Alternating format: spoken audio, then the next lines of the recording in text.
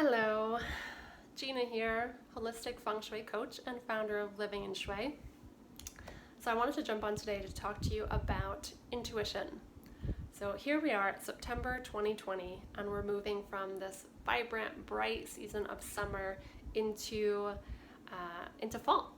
And the element that rules this season is metal, and metal is beginning to transition from this very yang, active energy to this slower, quieter, more introspective yin energy. And metal is all about refining, it's about simplifying, and it's about sifting through the chaos and clutter and everything to really get to the heart of what matters and what's important and the true essence of yourself or your environment. And because this energy again is all about tuning into that inner wisdom, I really wanted to share with you some practices that you can use to explore your own intuition. Because as much as, I don't know if you guys are like me, but this feeling the need to control and know everything that's going to happen and plan out everything, this year has been particularly hard to feel like any of us have any kind of handle on that. So the more that we can tune into our intuition, our inner knowing, and be able to have that be a compass and a guide for us as we're navigating uncertainty and uncharted territory and all of that, the more tapped in and stable and connected you can feel. So I've been practicing and experimenting with lots of different tools and going deeper into certain practices that have really helped me tune into my intuition. So today I wanted to share with you one that I love to use, which is working with different decks.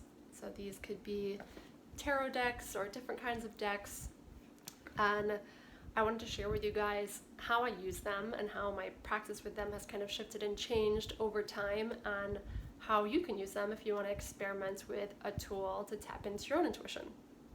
So the more I use these decks, at first, a few years ago when I started using them, I thought it was fun, I thought it was an interesting thing to do, but the more I use them, the more I realize that they can really be this tool to uncover insights and guidance and knowledge the more that we tune in with it. So whenever I get a new deck, I always take out all the cards and just look through them and familiarize myself with the pictures and the cards and introduce my energy to the energy of the cards, because again we're all tapped into this same universal energy source. So familiarizing myself with their energy, introducing them to mine, really helps just get that connection started. So after I've familiarized myself with the deck, you can always clear your cards as well if you're using them for the first time. You can use dried herbs and the smoke to clear them. You can use crystals to clear them. You can use anything that works for you, just visualizing any previous energy that was attached to them being cleared and released, and infusing them with your positive energy works really well as well. So before I choose a card, I again get clear in my own energy. So this could look like taking a few deep breaths or using an essential oil spray to mist myself and allow that to bring me to the present moment and feel grounded. I normally light a candle in my space, just something else to kind of trigger, okay, I'm here, I'm present, I am dedicating my time and energy to focusing on tuning into my intuition. So once I'm centered, grounded, clear, I begin and hold the cards, close my eyes, take a couple deep breaths, and invite this higher energy source to connect with me. And this could look like many different things. It doesn't have to be religious in any way, and it could be you're connecting with the energy of the universe or of nature or of your higher self and your intuition. It could be guardian angels, it could be spirit guides, it could be God. It could be anything that resonates with you. And inviting these energies to join you and be here to support your highest good and to help you receive whatever messages or insights would benefit you in this moment. So after taking a couple of deep breaths and feeling the energy change in my body and, land in my body, I simply ask, what is a message that would serve my highest good today? And I normally spread out the cards, on the floor or a table, and hold my hands over them, my eyes closed, and just wait for my hands to move and land on one of the cards. And I really let that energy guide me. And, before just randomly choosing one, I notice and feel into if I feel that. And once I choose a card, the first thing I do is look at it and see if the symbolism or the imagery or the colors or anything that you see brings up anything for you. So before even looking at the guidebook, is there anything that resonates with you, reminds you of something, anything that sparks in your mind, and just see what your intuition and inner knowing says first. And then you can go to the guidebook and check in and see, okay, what does that say? And, notice what comes up for you and how you're interpreting the message. So I pulled a card today for myself and for anyone watching this video. If you were called to this message is for you too. So the card that I pulled today is the hawk. And when I think about a hawk, I think about this, very free bird, this very powerful bird who can see everything and move fast and glide and just has this really amazing presence.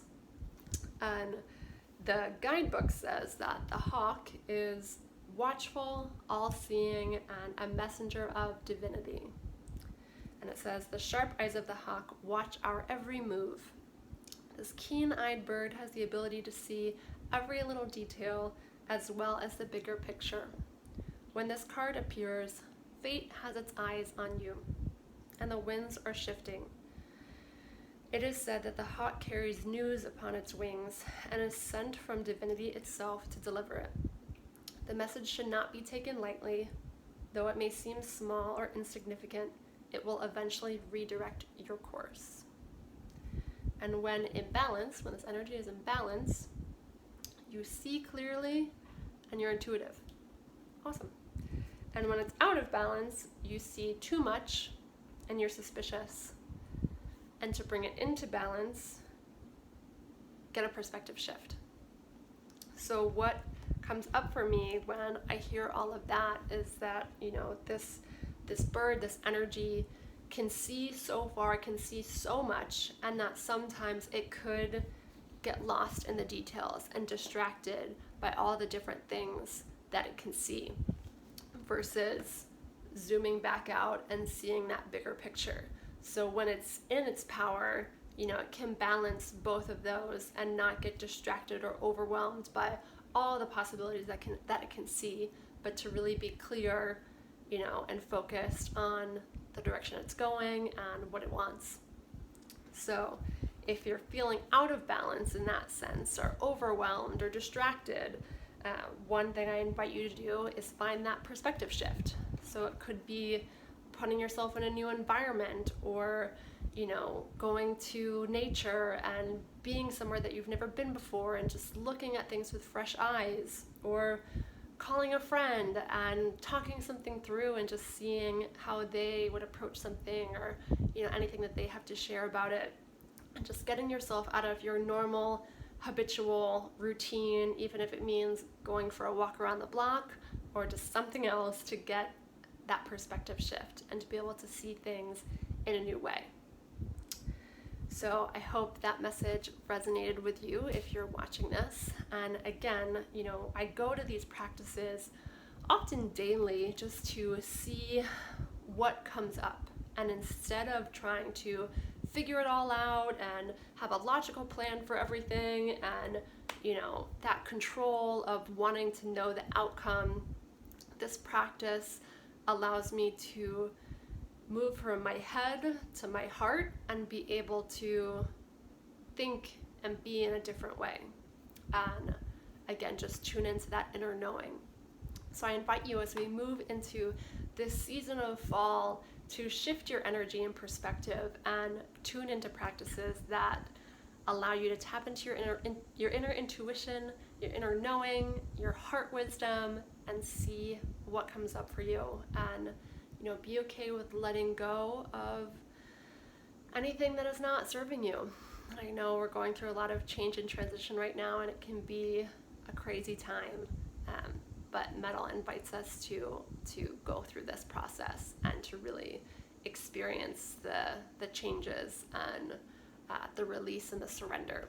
So embrace it. It's all part of the journey, and know that the more that you can, let everything that is clouding the situation just fall through your hands, and know that there is gold at the bottom, and just let that come to the surface. And the more we can learn from all of our experiences, the better off that will be. So if you practice that, or if you experiment with it, I would love to hear what you got out of it. And I will talk to you all so soon. Have a great day.